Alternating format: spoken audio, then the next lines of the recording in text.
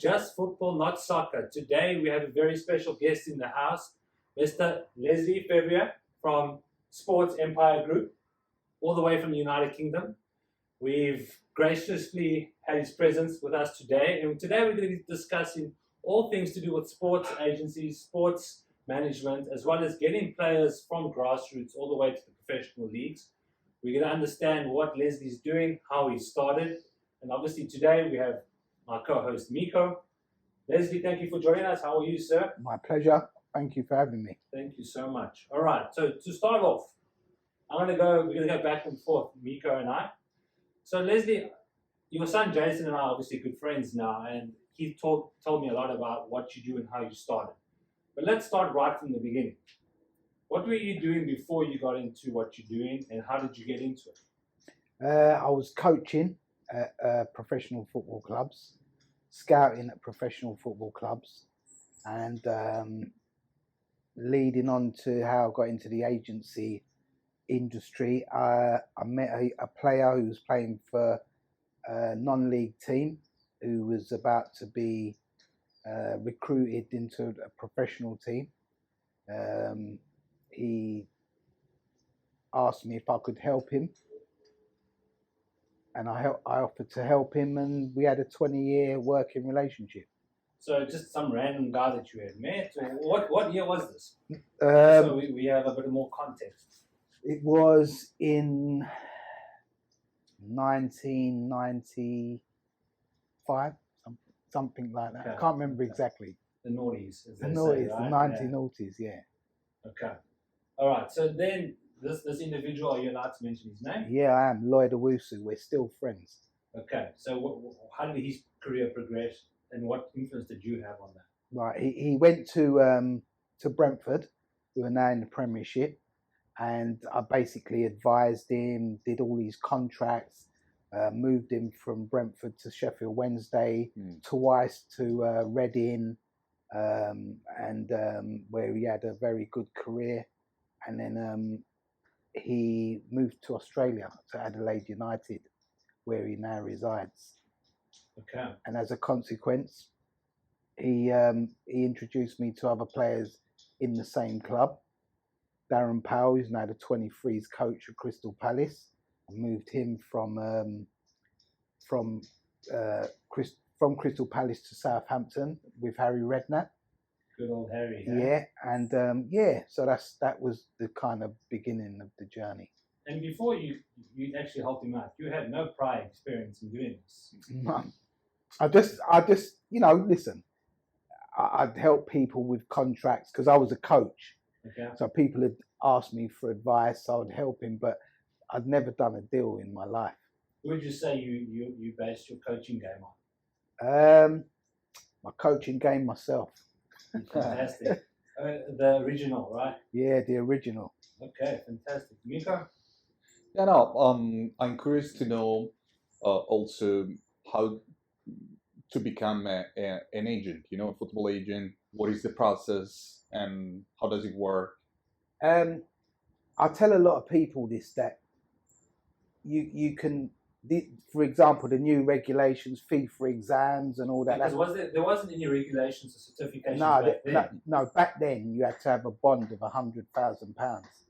Wow. Yeah, a guarantee that if you did anything wrong, that you had to lodge, like, not literally cash, but say, well, if this went wrong, I would give you like £100,000. But there was a FIFA rule or just Premier League? No, like just Premier League. Premier League. Yeah, it was nothing to do with FIFA. Okay. You just had to lodge a bond or have somebody guarantee £100,000. Was that to safeguard the player? To safeguard the player and to show that you had credibility financially. Okay. Which is obviously a hurdle for some people to enter that industry then. Yeah, so it was very closed shop because not everybody could do that. Okay. Yeah, and nowadays it's different, right? Yeah, now the FA introduced an intermediary scenario where it was like a free-for-all, to be honest. Anybody could have been an agent. People's mothers was doing it, people's fathers, uncles were representing the players. Yeah, I heard about it. But you don't need any exam or any certificate. No, you did, at that time you did have to do an exam. in order to become a legalized agent. But a lot of people worked with lawyers because lawyers were exempt.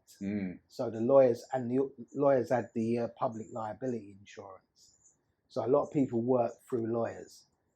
Which makes sense, right? Yeah, as opposed to, it's not everyone, fortunate enough can find £100,000, And they don't have to pass an exam, right? No, they're not in the beginning. Okay. Not in the beginning. And then they brought out the exam, so people had to do the exam, and then they scrapped that and brought out intermediary, and more recently, I don't know if you've heard about the FIFA exam.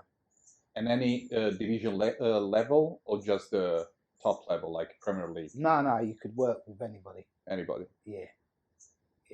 Any country, any club, any level. So you've been involved for a good part of 20, maybe 30 years. 30 years. Yeah, 30 years 30 almost. years, right? So you've seen this whole industry progress. Yeah. One thing that obviously I'm a huge football advocate, and obviously we both live in the USA now, and we're trying to give that exposure to US-based soccer fans and players and just people that are interested in the sport, what it's like to operate in Europe and specifically in the best league in the world.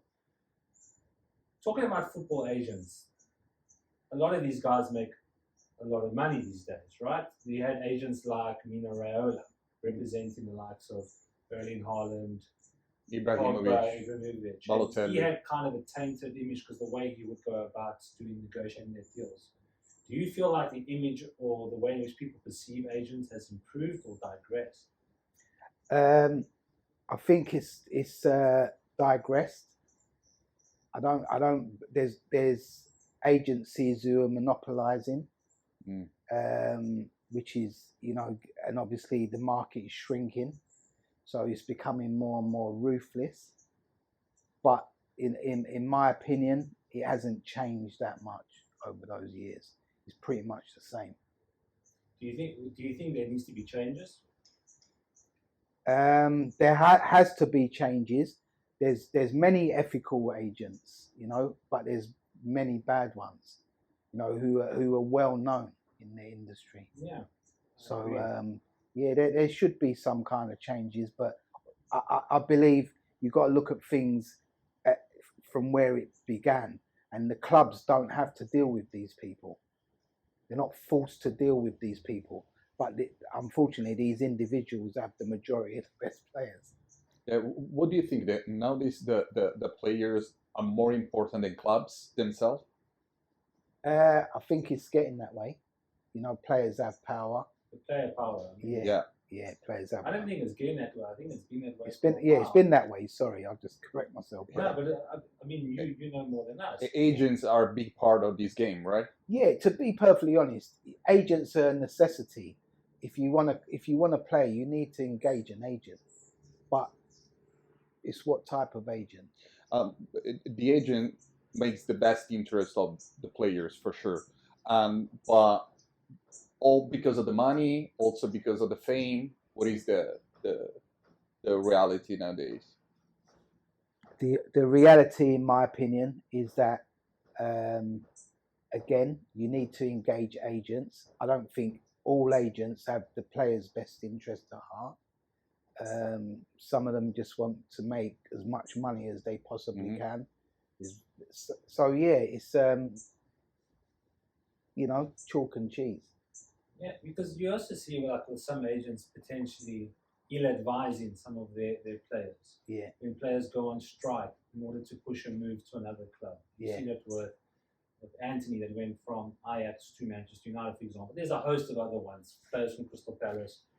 Obviously, that's not the way in which you would encourage. But I think when we'll get into what you guys are doing at Sports Empire Group, and I'm sure that'll differentiate you from what other people are doing, is the ethical practices and this push to have a more professional environment.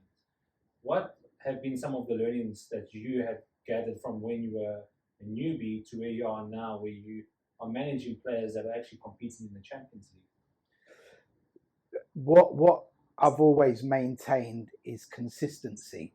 We've had players that I represent for 10, 12 years, and I still represent those individuals. That speaks volumes, though. Yeah. So for me, It's not about the money. Everyone likes to earn money. It's what I can do for my client, because I believe that if we do a good job for our client, then we'll be richly rewarded, which we deserve. So for me, it's about that consistency, having a player for a long period, because they can only sign 2-year deals, right? So they can leave you within 2 years. Is that like a general rule? Yeah, general across Europe. Yeah, 2-year deal. There's some other agencies that manipulate and do commercial deals for 10 years with a player, but as a rule, you're only allowed to sign a player for 2 years. Okay. And they can leave without written consent. With written consent. So how do you keep the player working with you? Being ethical and honest. Being ethical and honest. Yeah. And forming a honest relationship with the individuals. You build close relationship, right, with players? Yeah. Like they become part of the family. Family, yeah. That is one of our USPs, is that we call our industry a family. If a new player, like we've signed a couple of players recently, welcome to the family. Is it related to your company specific, or usually every agent or every company works the same? I suppose there might be some that I don't know, but it's something that we pride ourselves on as an agency, Sports Empire Group. And like I said, if I sign a player, welcome to the family. The family, we look after you. We make sure that you're well. Because you're not only getting involved in the football aspect, you're getting involved in your day-to-day lives at certain instances. Yeah, cool. Can you shed some light on it, like how involved you get? Like, do you help players find homes when they move into a new club, or is the club handling that? What other involvement do you do outside of the negotiation of the deal? We've got a wealth management individual. Which is crucial, man. Yeah, simple investments, nothing fancy. And then we basically can offer any service. If a player wanted a home, we'd do that if they wanted to. We give them the choice of using us or not.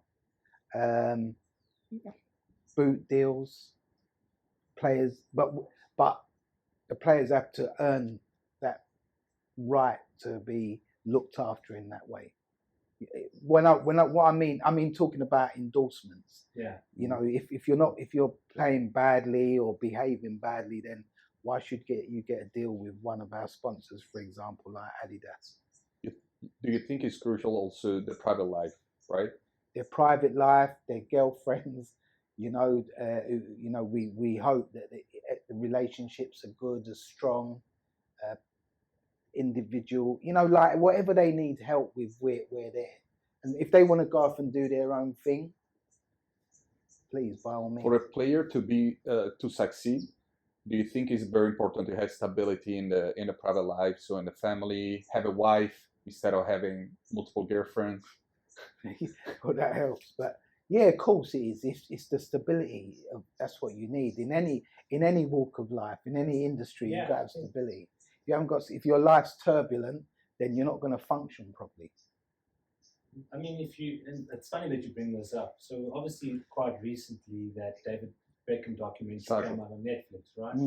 And obviously, being a Manchester United fan and looking up to Sir Alex Ferguson my whole life, I understood the way in which he managed the players because I followed him very closely. And obviously, in that documentary now, they've almost shone light for people that didn't know David Beckham's life at that time, where he actually wasn't for David Beckham going into the celebrity world, dating Victoria Beckham, because he felt like he would just get distracted. And to be fair to David Beckham, I don't think his performance dipped on the pitch, but it did end up actually leading to their relationship being tarnished and him moving on to Real Madrid eventually. And the point I'm bringing up is that as an agent, you can obviously only have so much say in what the player is doing outside of the football field, I would imagine. Yeah, you do. I mean, but obviously, as long as they discuss it with you and it's not going to tarnish their brand, then why not let them do that? But I think going on your point with Alex Ferguson, he would implement things like the players couldn't wear coloured boots. They had to wear black boots, or they couldn't buy a car over 2 litres unless they was in the first team, which is good. Which is good, But I think sometimes like they get, they get caught. Listen, you can't argue with Alex Ferguson's record. No. So he must have been doing something right. Mm-hmm. So he felt maybe that David Beckham was getting, to use another different term, too big for his boots, maybe. Who knows?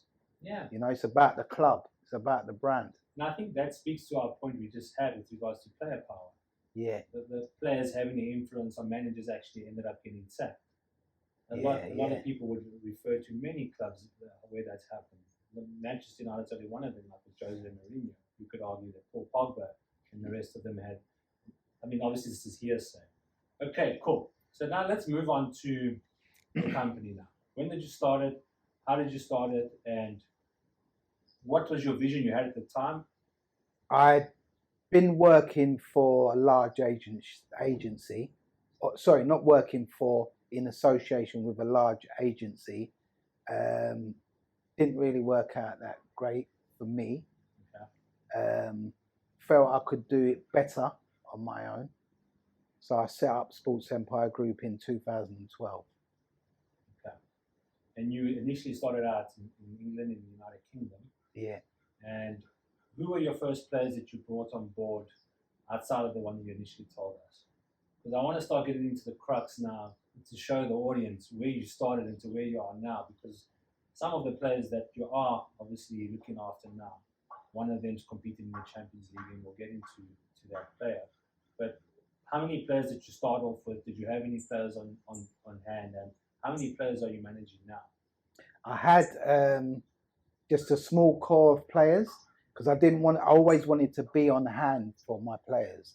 I didn't want to start this whole mad corporate scenario where my player would phone me and, "I'm sorry, I can't see you. I've got to go and see that player, or I've got to go and see that player. I'll see you in a week's time."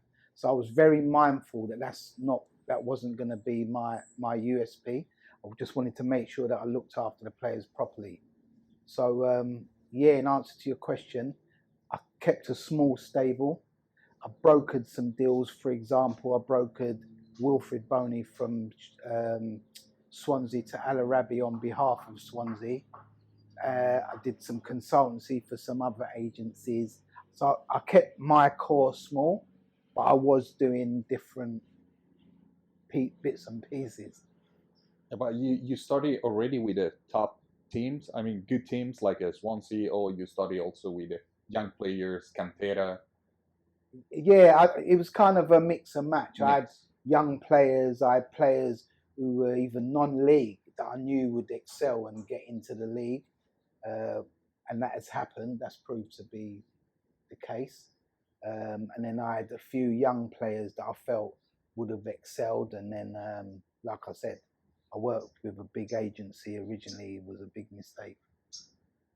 Well, I mean, you could look at it as a big mistake. But no, you took those lessons, right? I took those lessons. Yeah, I mean, like we both entrepreneurs, and we look at life the same way. And you're effectively an entrepreneur yourself. Yeah. But you touched on something now that I really want to learn a bit more about. Is you brokered the deal on behalf of the club. How does that work, and what was the context to that? I put a player into the club on loan, and I just seemed to really get on with the chairman. He just seemed to like me. He used to have me at his table at games with his family and that kind of thing. I think he just liked the way that I was professional. I believe I'm a decent guy, and I think he just liked my ethics. And then one day he said, "Oh, would you mind coming into my office at half time?" I went into his office and he shuffled a load of papers. "Oh, we need to get him out. He's on this and this and that. Can you help us?" I said, "Of course I can." So I did a couple for him that were very successful, and he was happy. They was prepared to give me the key to the city. So it introduced me to John Toshak, that was a legend there. And then, I just built a relationship with that chairman on that basis. And obviously, by virtue of the work that you're doing, you've spoken about some of the clubs you've been involved with. I do know that you did have some ties to Tottenham Hotspurs. Yeah. How was that relationship formed, and what was your involvement there, and who are some of the people you met? While I was there, I met Brad Friedel, I met Chris Ramsey, Les Ferdinand, and just many others. I took a player called Sam Cox, who had been discarded by many clubs there when he was 15, and then he signed pro when he was 17. I took a lot of other players there because we set up a development centre for Tottenham Hotspur. So you as a Sports Empire Group? Yeah, no, that was my previous. That's the company. previous one. Yeah, I say yeah. that previous one. Okay. Yeah. So. All right. So this is all before Sports Empire. This is all. Sorry, this is all before Sports okay, Empire Group. Okay. Fantastic.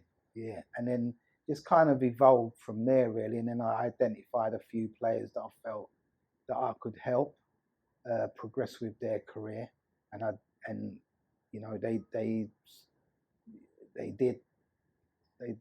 proved I was proved right in terms of identifying them and seeing how they all turned professional and went on. It's incredible, man. Yeah. So you had a real influence on these players' lives. Yeah, I did. Some one or two, you know, got distracted, and it's sad to say that the one or two that got distracted, they haven't even got clubs now at 25 years old. And it's a very common thing, right? Yeah. Players like, I was discussing this with someone earlier on today, players that are like in the early teenage groups that have the world at their feet. One of them being recently Mason Greenwood. Yeah, I mean, that's a different kind of situation. But there was the players from different youth academies that everyone touted them to be the next big thing. And they never mind because of the distractions. Do you look at the background of these players when you sign them on, like their family life, their mental health? How deep do you go in your due diligence when you sign in on a player? I do exactly that. I look into, I'm currently talking to a very good player now who I was invited to talk to by a professor. By a professor? Yeah. Okay. He said, Les, look, I think you can help this boy. He's had every agency chasing him, but I want you to talk to his parent. So I went to his home, sat with the father, met the boy face to face. The father invited me to watch him play against Arsenal a couple of weeks ago, where he excelled. And I'm continuing to build that relationship. And they actually offered to sign a contract. And I said, look, let's just wait. Let's just build the relationship. With the family, right? Building a relationship with the family is the key. And then when the day comes, I'm not going to do this forever without some commitment. But I was comfortable enough in myself to know my team, including my son, would be able to help this individual. Shout out to Jason, behind the mic, everyone, behind the camera. Yeah. So so that's how I do it now. You don't need to rush to sign a contract with a player. If they believe in you and you believe in them, and you know their background and how they are mentally, then eventually it will work out. Especially when they're so young, right? When they're very young. Yeah. Are the contract different when you sign very young player and older player? They a lot when they're younger, they're more prone to be influenced by ridiculousness. And I call it ridiculousness because it's ridiculousness. You just, but and then as they get older and the trust is built, then that's, like I said, that's why we've had players for 10, 11 years. And one of the players that I took to Tottenham when he was 12 is now 12. Yeah, in the academy, is now a chartered accountant, FIFA licensed agent, and working with me and my son.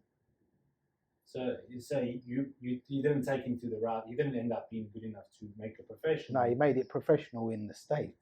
Oh, okay. Yeah. Are you allowed to disclose his name? Yeah, Sergio Manasio. Okay, so he's working with you now. Yeah, he's working with us now. All right, and now Nice.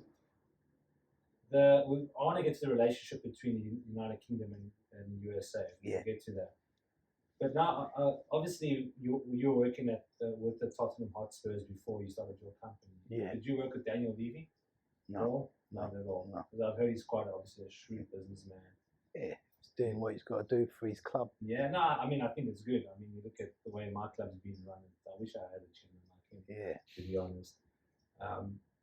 Now, with regards to the players that you represent now, who are some of the players that are the shining lights, and who are some of the ones that you think are going to be the next big thing within your group, at least?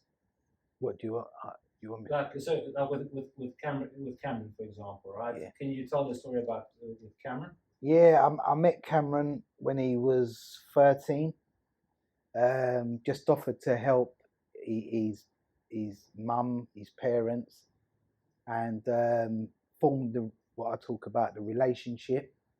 And then they promised to sign when he was 16, and they did, which was fantastic. You know, one thing I can say about you is that you're obviously a very genuine person, and you're not in it for the wrong reasons. It's quite apparent.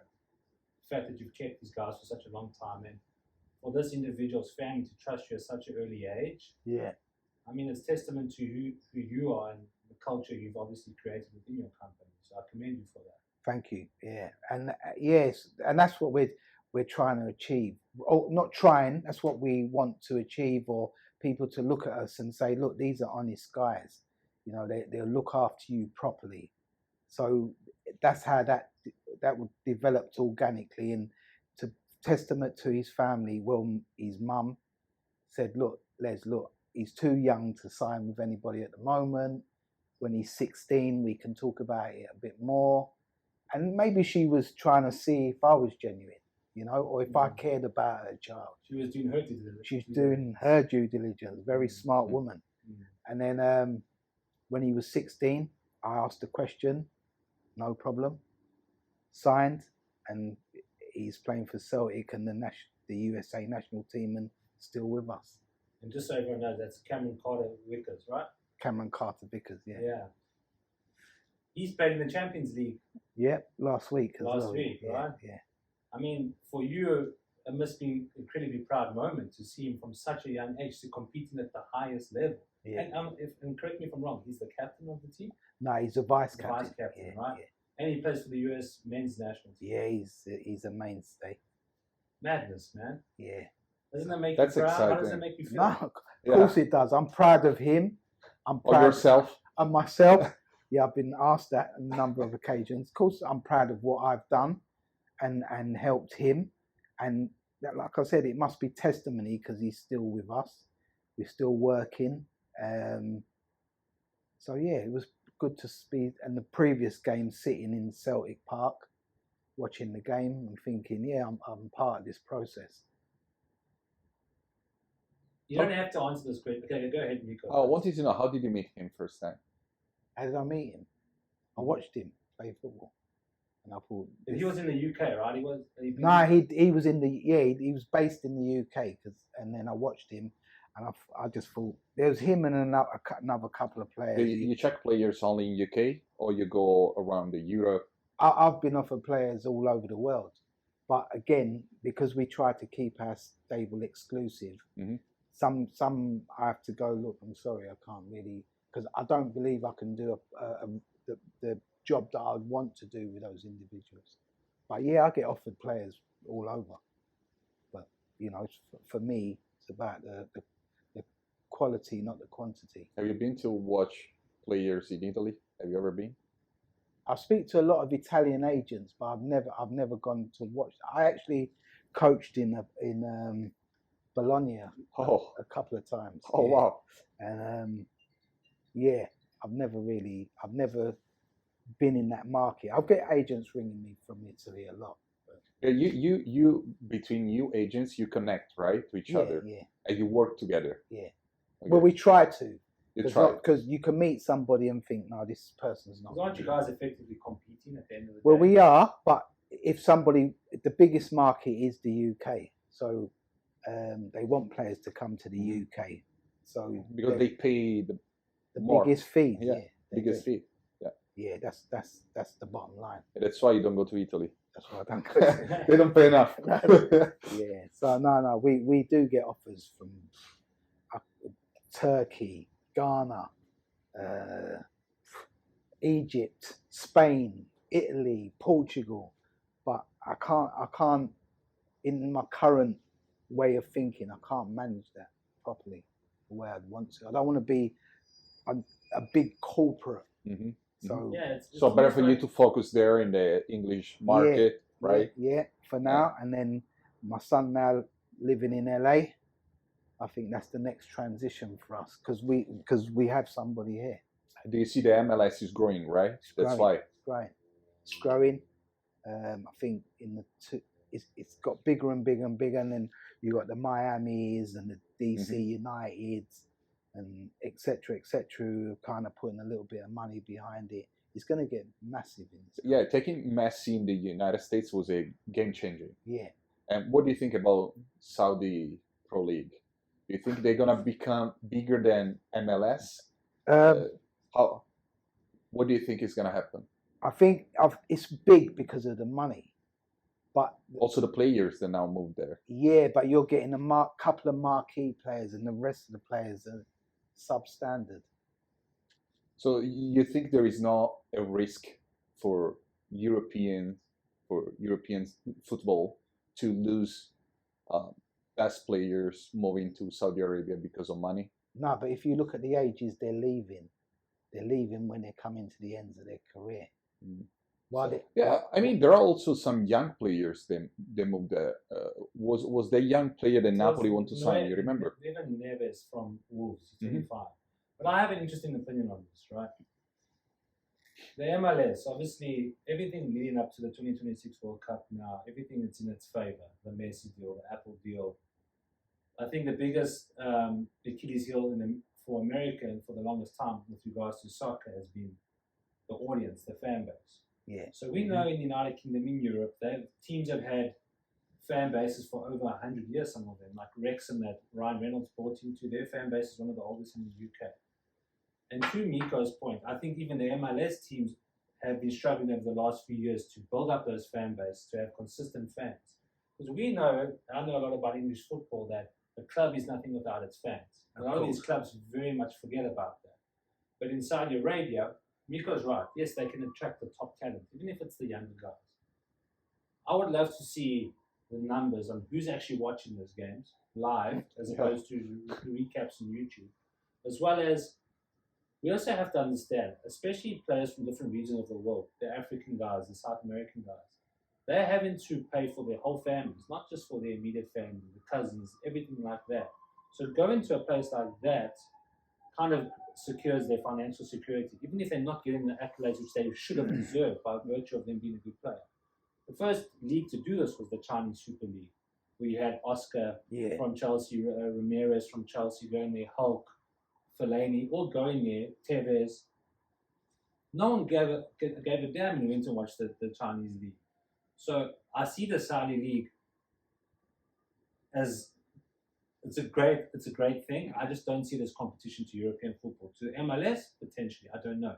But the way in which soccer is moving here, we always refer to the soccer here in the US, by US audience, is that I think there's been a lot of interest now from Europe in soccer, US-based soccer players. You look at Juventus, you look at AC Milan, the players that are from America now. Now with your company, you've spoken about Jason, your son, almost creating a conduit between England or Europe and the USA. What excites you most about that, and what opportunities do you see for your business? To be perfectly honest, when Jason first mentioned it, we've got an open mind. But having come here now a couple of times this year already, spoken to some really interesting people, including yourself, Michael. Thank you.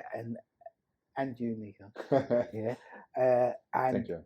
And I see this growing. I'm excited now.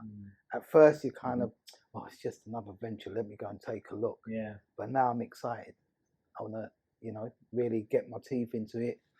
Like I said, Jason's on the ground, and he's got good friends like yourselves. Yeah, let's go and do it. Yeah, I mean, like, obviously, a majority of your talent, ironically, Cameron is actually an American, right? But the majority of your talent, I would imagine, is European based. Yeah. Do you intend on now bringing players from Europe here for trials, or it's obviously to take players from here to Europe? Yeah. But do you see an opportunity for younger players to come in a different kind of football, a different kind of soccer?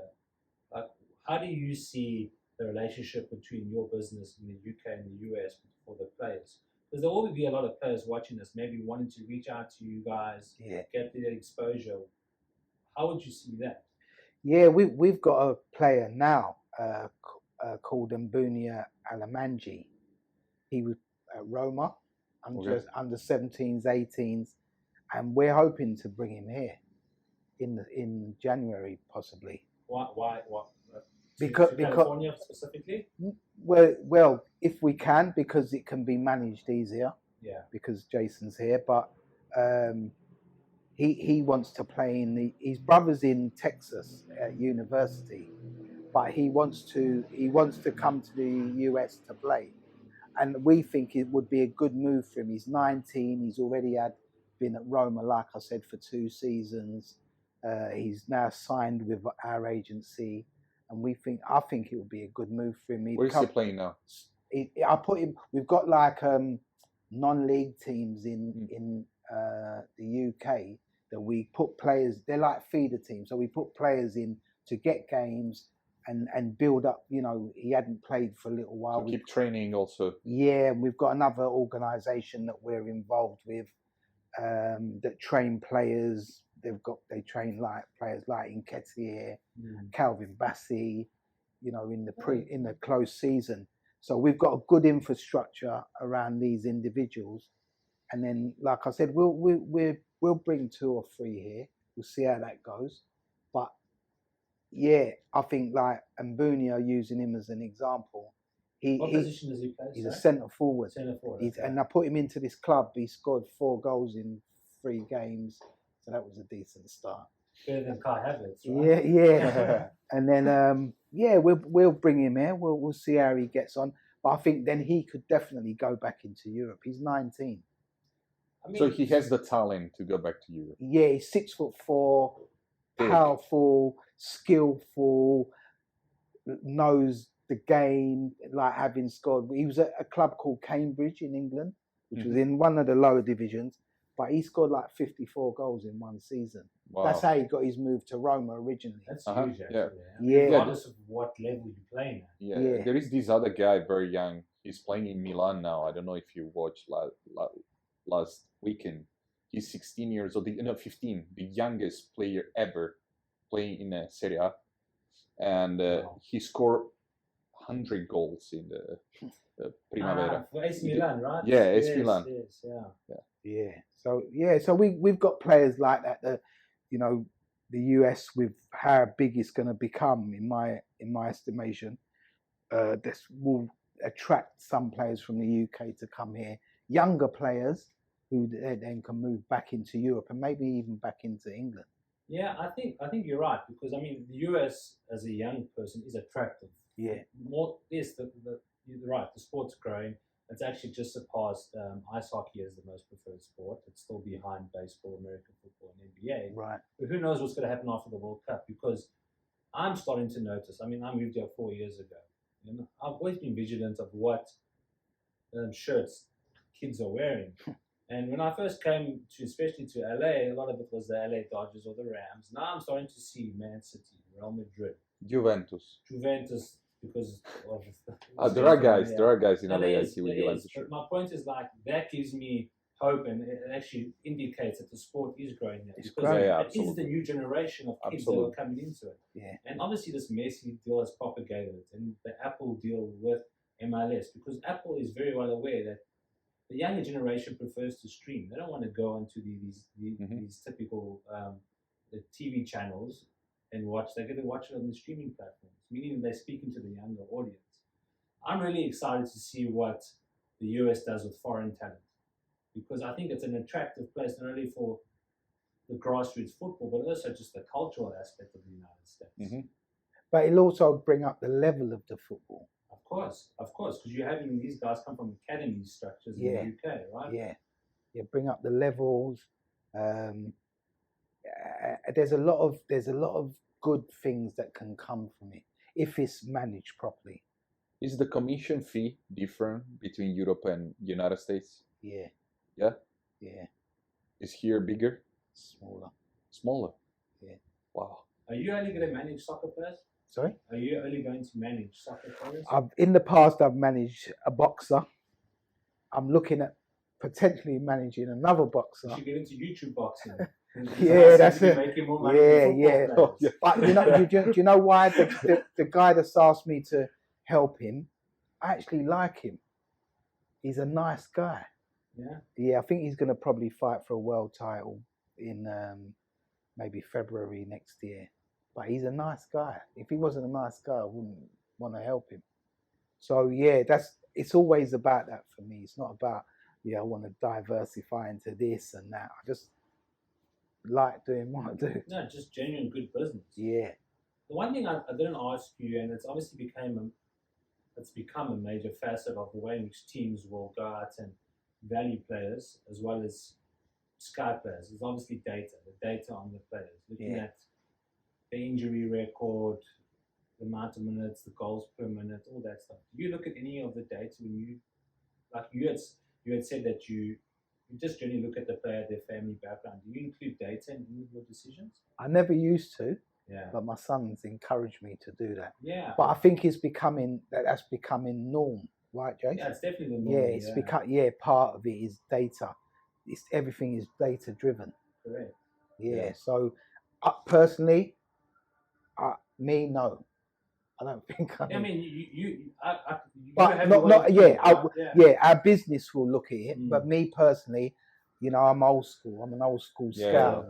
But more and more teams nowadays, they're looking for data. I can see how you run, whether you're a decent footballer, just by looking at the way you run.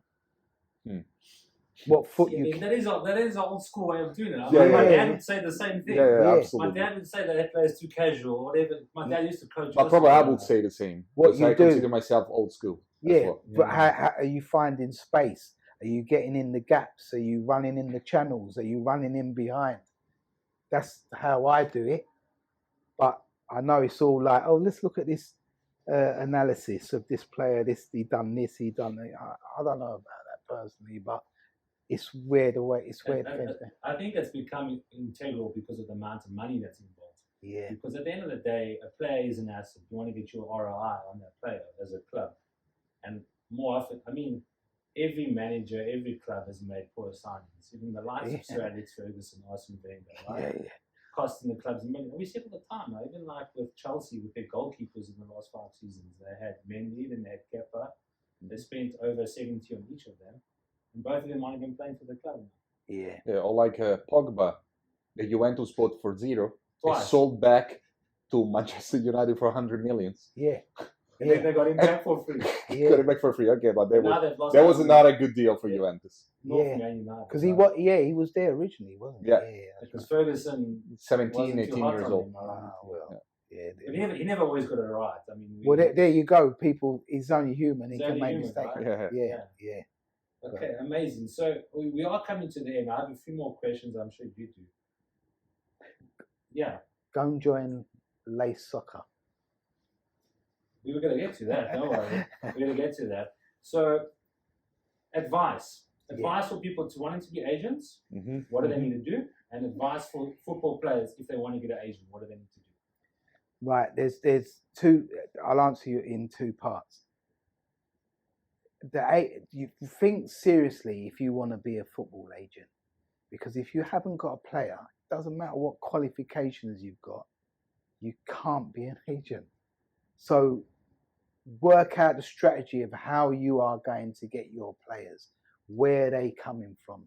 Are you going to build something like what we're building, where we're now working with younger players and building the relationships with their family?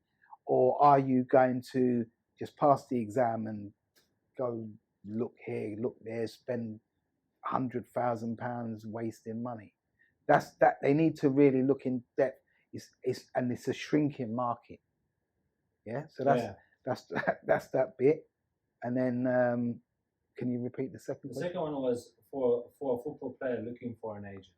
Right. Make sure that the agent knows what he's doing, he's experienced, and that you like that individual and you look after them. That you like the individual and you believe that you can work with that person. Yeah, because I mean, like with you would have started out when you did, you had no players. So talking about having experience and stuff like that, I think also just the feelings, the vibes, the energy you get from the individual is very important. Yeah, of course. Yeah, it was very important. I mean, the first deal that I did was I did it with a notorious chairman who basically spoke for 20 minutes, pushed the contract across the table, and I literally pushed it back and said, "You can keep that. We're not signing with you."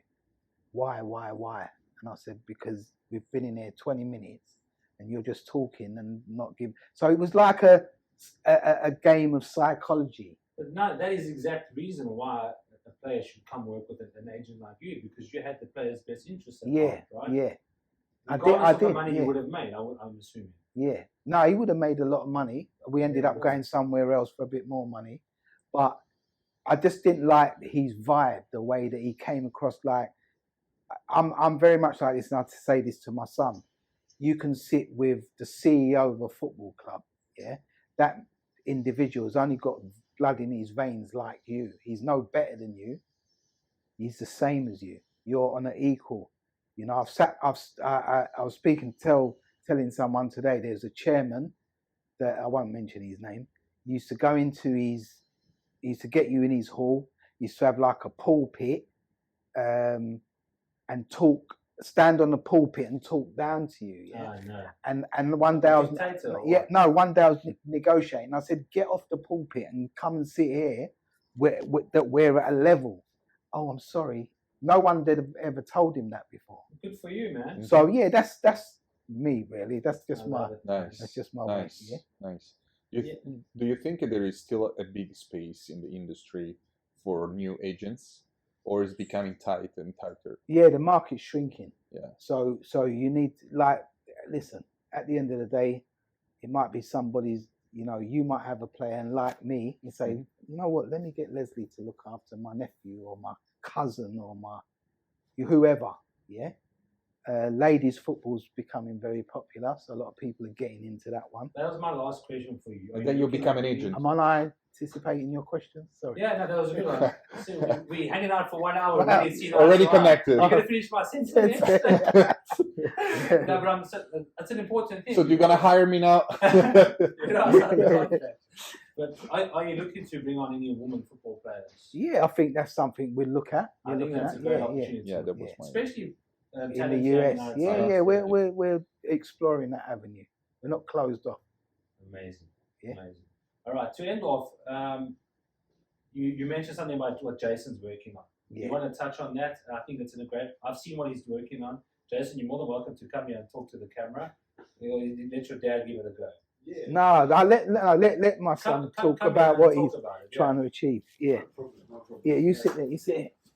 Thank you, gentlemen. Just talking to the mic, man. Are you staying there? Thank you, man. No, you sit down. I'll sit over here and watch. Les, you gotta come back, man. Oh, You gotta come have a seat, here, Les. Oh, You can sit there. Sorry. Yeah. All right, so everyone, we have Jason, who is Leslie's son, who's actually the one that introduced me to his dad. Jason, tell us a bit about yourself and what you're working on and what you're doing to Dad's company. Yeah, so I've been involved in football for a number of years. I worked with my dad. He essentially brought me in to help out originally, originally it was just like, I really enjoy helping young players and enjoy the whole sort of camaraderie of being around. Like football. We love football. We all love football. This is why we're here, obviously.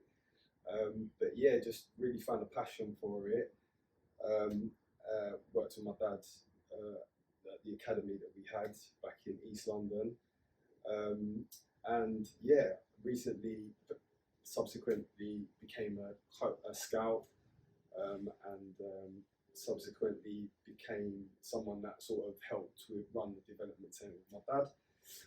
And yeah, now I've moved out here, I have decided to find my passion again for it, because a few things happened and I sort of moved away from football, but found my passion again for football.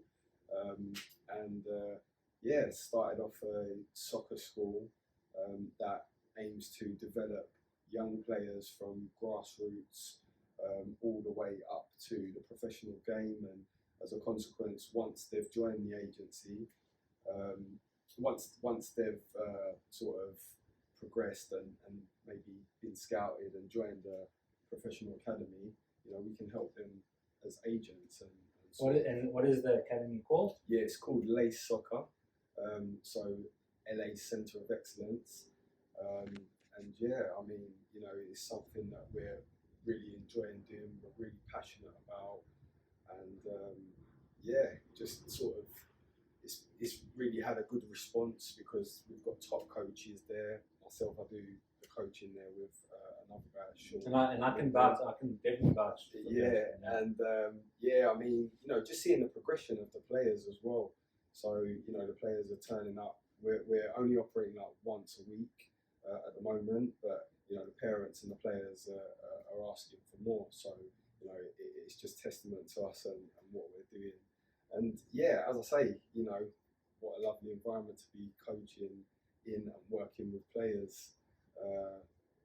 You know, It's exciting. Yeah. So, again, thank you so much, guys. Thank you, guys. My pleasure. Thank you so much, Jason. Thank you for bringing your dad here. All the information for the companies, for Jason, for Les will be in the description of the video. We will share that. And yeah, anyone that wants to reach out to them, the information will be there. Thank you guys so much. Enjoy. Yeah, pleasure. Thank you. Take care. I will return. Thank you.